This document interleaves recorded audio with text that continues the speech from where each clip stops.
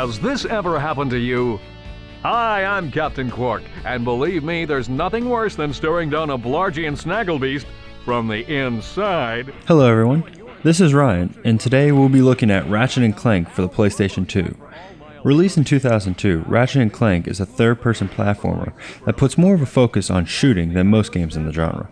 It is brought to us by the folks over at Insomniac Games, who are known for creating the Spyro the Dragon series for the original PlayStation, and most recently the Resistance series on the PlayStation 3. Metropolis for all your robotic repairs. Al's RoboShack, it's Qwark-tastic! In Ratchet and Clank, you take the role of Ratchet, a fuzzy cat-like mechanic who befriends the small robot Clank.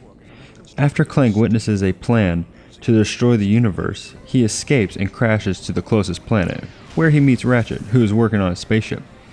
After the two make a quick deal, Ratchet agrees to take Clank to Captain Qwark, the galaxy's superhero, to try and convince him to help them with their cause.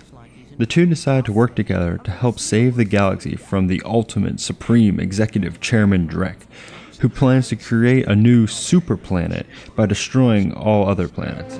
We will be extracting a large portion of your planet and adding it to our new one. Unfortunately, this change in mass will cause your planet to spin out of control and drift into the sun, where it will explode into a flaming ball of gas. But, of course, sacrifices must be made.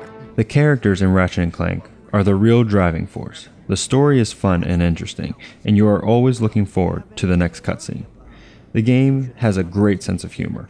More than once you'll find yourself laughing out loud during the cutscenes, and never does it feel like the jokes are being forced.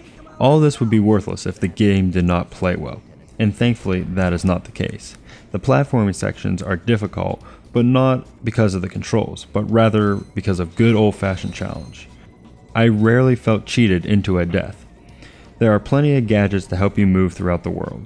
Clank becomes a very functional sidekick, being able to turn into a helicopter to reach those out-of-reach platforms, and an underwater jet to make those swimming sections a lot easier.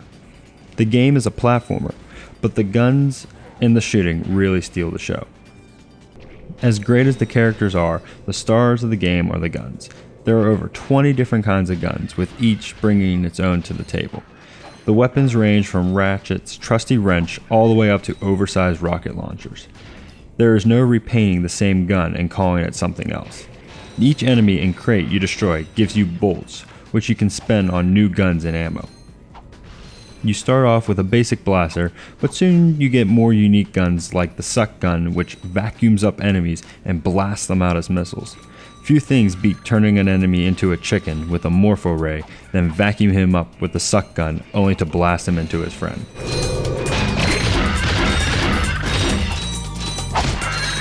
Ratchet and Clank's journey take them to visit many different planets across the galaxy, and each planet is different from the others. Of course you have your jungle world and your ice world, but there are also more original planets, like the home planet of Chairman Drek, which has poisonous air, forcing you to find a gas mask before you can land safely. You also run an obstacle course on the Metropolis level, only to be yelled at by a heavily accented instructor about how poorly you completed it. That was the most pathetic display I have ever seen on that obstacle course! This is a great game to replay many times. After you complete the game, you can start the game over with all your weapons and abilities. I love going back through those sections that gave me trouble the first time with a high-powered rocket launcher to teach those level 1 enemies who's boss. So replaying the game is not just an option, but it is recommended. The theme of the game is variety, from the weapon to the worlds to the characters. You never find yourself feeling been there, done that. Everything feels fresh and original and keeps you coming back for more. We've been hit! An unexpected detour. When we land, I'll see if I can scare up an exhibition for you. We're not gonna live that long! Kid, let's M-screen! Eject! Eject!